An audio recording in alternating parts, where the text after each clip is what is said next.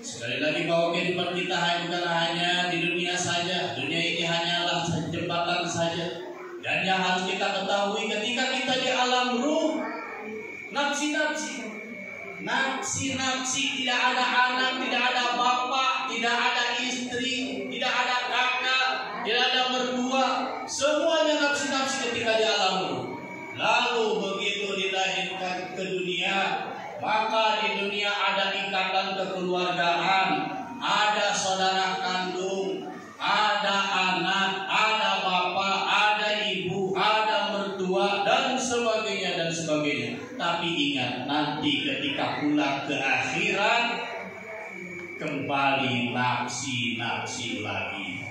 Teman-teman, jangan lupa tonton terus sampai selesai. Dadah. Bye-bye, Mah. Dunia ini hanya jembatan saja. Dunia ini hanya tempat melintas saja. Dunia ini jembatan yang menghubungkan antara alam ruh dengan alam akhirat. Dan namanya jembatan, tidak ada yang lama-lama di jembatan ini. Orang menyeberang itu hampir rata-rata ingin cepat sampai ke tempat tujuan. Jarang ada orang yang santai-santai jembatan, apalagi jembatannya kalau yang mengerikan. Ingin segera sampai. Maka sekali lagi, dunia ini hanyalah jembatan saja. Semua orang yang ada di alam ruh, semuanya melintas. Walaupun yang tidak sanggup hidup di dunia, tetap akan melintas di dunia ini. Hanya ada yang dalam kandungan 9 bulan sudah mati, atau begitu dilahirkan mati.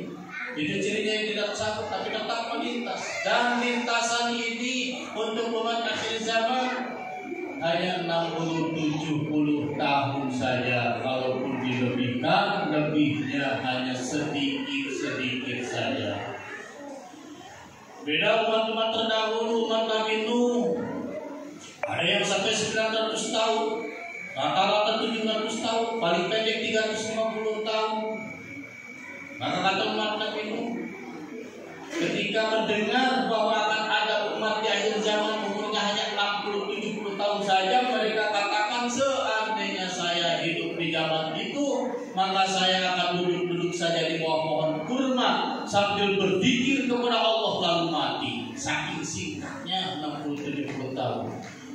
Tapi kata Nabi Nuh kepada umatnya tidak begitu, wahai kaumku, nanti umat di akhir zaman itu umurnya pendek-pendek 60-70 tahun, tapi mereka seperti tidak akan mati, membangun kuat-kuat, membangun kokoh-kokoh sampai menjulang tinggi ke langit. Itulah umat akhir zaman. Hadirin yang sama-sama mengharapkan salah. Sekali lagi bahwa kehidupan kita bukan hanya di dunia saja. Dunia ini hanyalah jembatan saja. Dan yang harus kita ketahui ketika kita di alam ruh, nafsi-nafsi, tidak ada anak, tidak ada bapak, tidak ada istri, tidak ada kakak, tidak ada mertua. Semuanya nafsi-nafsi ketika di alam ruh. Lalu begitu dilahirkan ke dunia, maka di dunia ada ikatan kekeluargaan, ada saudara kandung, ada anak, ada bapak, ada ibu, ada mertua, dan sebagainya dan sebagainya. Tapi ingat, nanti ketika pulang ke akhirat, kembali nafsi-nafsi lagi.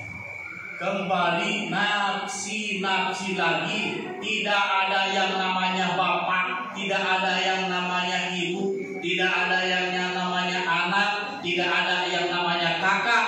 Kembali nafsi-nafsi yang harus kita cermati, hadirin rahimahullah.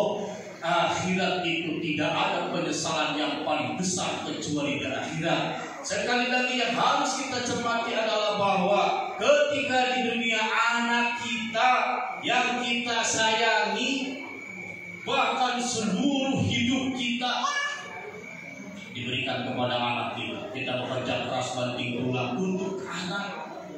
Jangan sampai datang di akhirat sekali lagi kembali nafsi-nafsi. Maka kalau anak kita ketika di dunia dibiarkan mau ibadah mau tidak ibadah, kita tidak pernah menunjukkan jalan yang benar.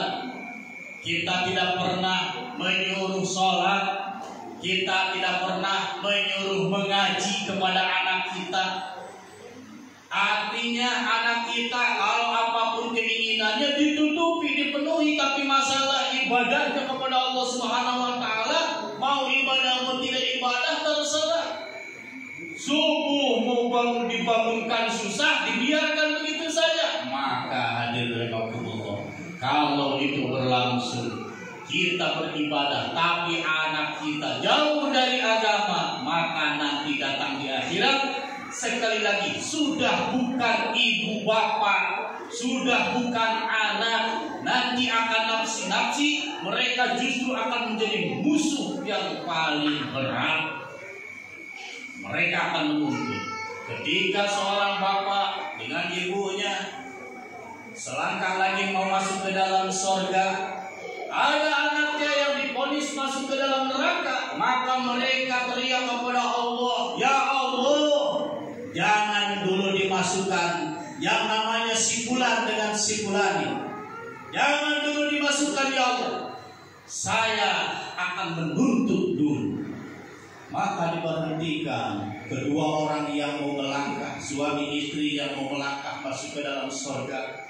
Karena ketika di dunia beribadah, ketika di dunia taat kepada Allah Subhanahu wa taala, tapi anaknya ketika di dunia hanya bermaksiat jauh dari Allah, ketika datang ke akhirat begitu melihat azab Allah, karena jangankan harus masuk ke dalam neraka, baru sampai di mahsyar saja satu persatu dipanggil oleh Allah Subhanahu wa taala. Makanya dinamakan qiyamah. Qiyamah itu dalam bahasa Arab qiyam, berdiri. Kenapa dikatakan berdiri? Karena pada hari itu tidak ada yang bisa duduk-duduk, tidak ada yang santai-santai, apalagi baring-baring, sandar-sandar, tidak ada, semuanya berdiri. Kenapa berdiri? Karena tenggelam di dalam keringatnya masing-masing. Hari itu panas, terik panasnya bukan main, tidak pernah terbayangkan sebelumnya. Beda dengan di dunia, mataharinya satu, jaraknya jutaan kilometer dari bumi ke matahari. Nanti matahari 7 di atas ubun-ubun, yang memang hari ini juga matahari dituju, tapi Allah datangkan satu-satu. Wasamsi tajri mustaqbilaha, ditarik oleh malaikat Samsin. Yang hari Ahad tarik hari Ahad, selesai hari Ahad, besok hari Senin tarik yang hari Senin, terus sampai hari Sabtu. Itu mataharinya 7, satu persatu didatangkan oleh Allah ketika di dunia. Di akhirat 7-7-nya di atas kubur-kubur. Bagaimana tidak panasnya? La yamutu fiha wa la yahya. Kalau ketika di dunia dikasih begitu pasti mati orang, pasti gosok. Tapi di akhirat tidak hidup, tidak mati. La yamutu fiha wa la yahya. Maka orang-orang kafir begitu menunggu dalam penantian, ketika dihisab, dipanggil oleh Allah Subhanahu wa taala satu persatu. Pertama yang dipanggil yang namanya Muhammad, terus dihabiskan, tidak dipanggil nama yang lain sebelum nama Muhammad habis. Lalu Abdurrahman, Abdul Rahim, Abdul Rojak, Abdul Ghafur dan sebagainya. Kalau yang namanya Ojo, Emet dan sebagainya itu pasti di belakang.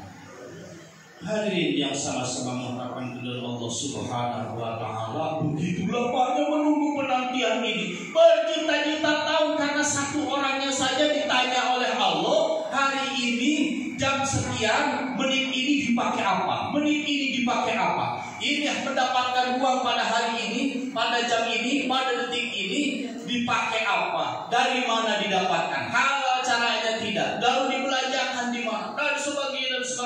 Menunggu satu persatu ditanya di hadapan Allah Subhanahu wa taala. Maka orang-orang kafir yang tenggelam di dalam keringatnya, tersiksa hari demi hari, ribuan tahun bahkan jutaan tahun, mereka sudah berteriak kepada Allah Subhanahu wa taala, ya Allah, segeralah saya masukkan ke dalam neraka. Dikira di dalam neraka bisa santai, dikira di dalam neraka bisa duduk-duduk, dikira di dalam neraka bisa kipas-kipas. Padahal baru di masa itu barulah pemanasan. Baru pemanasan, belum ada apa-apanya, orang kafir sudah berteriak sekeras-kerasnya minta segera dimasukkan ke dalam neraka. Padahal neraka itu asalnya kata nar. Nar itu api. Apinya bukan seperti api dunia, tapi apinya lebih melebihi dari api yang keluar dari lasan, dari las. Bahkan bisa 1000 kali lipat dari itu. Nah, dijak juluduhum badal lahum juludan berhadapun ada. 1 jam dalam neraka 1000 kali ganti kulit, 1000 kali ganti daging, menjerit, menangis, meraung, memohon-mohon kepada Allah, tapi tidak ada artinya.